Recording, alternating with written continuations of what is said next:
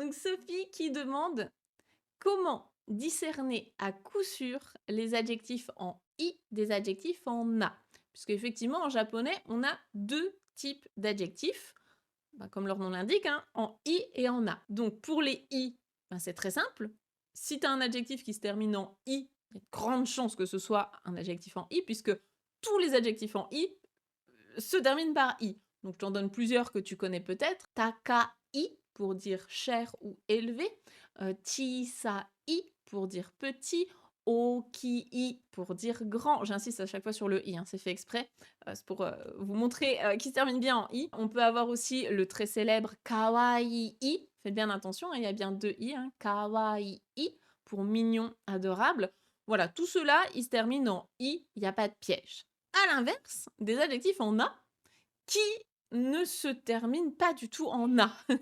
Alors pourquoi on les appelle comme ça? Bon, il y a tout un cours de grammaire dédié aux adjectifs, hein, c'est dans la leçon 2 d'Objectif Japon, donc là je vais pas revenir dessus parce que vraiment je pourrais en parler pendant des heures. Le cours est déjà bien assez complet à ce niveau-là. Mais ce qu'il faut comprendre, c'est que les adjectifs en a ne se terminent pas en i. Donc s'il y a un adjectif qui ne se termine pas en i, c'est forcément par défaut un adjectif en a, comme par exemple shizuka qui veut dire calme, ou bien nigiaka qui veut dire animé. Ça, ce sont des adjectifs en a, puisqu'ils se terminent pas en i. Mais là où c'est piège, c'est que il y a quelques adjectifs où effectivement la dernière syllabe, je suis bien d'accord que c'est un i. Je vais vous donner des exemples, mais ils sont pas en i.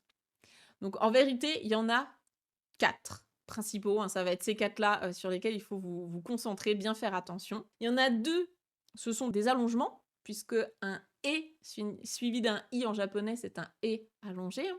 Donc les 2 en question, ça va être «kirei» qui veut dire beau, propre, et «yume» qui veut dire célèbre, connu. Donc «kirei yume», on est d'accord qu'en décomposant les hiragana, c'est bien «kirei», «yume», «i».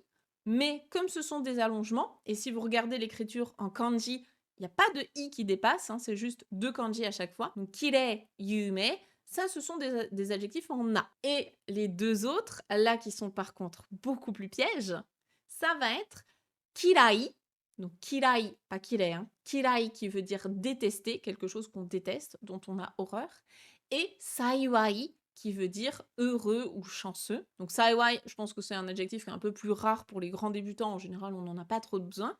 Par contre, kirai, ça c'est bien un adjectif qu'on utilise au quotidien. Kirai et saiwai, les deux, ce sont des pièges, on va dire, des exceptions. Ils se terminent bien avec un i tout seul à côté du kanji, mais ce sont des adjectifs en a. Donc c'est vraiment ces deux-là sur lesquels il faut se concentrer. Pour tout le reste, il n'y a pas de piège. Normalement, en connaissant la règle des i et des na, vous ne pouvez pas vous tromper. Du coup, je vous mets encore une fois au défi de repérer tous les prochains adjectifs que vous croiserez en japonais et vous vous dites à ce compte-là, tiens, ça c'est un adjectif, est-ce que c'est un i ou un na? En général, il n'y a pas de piège.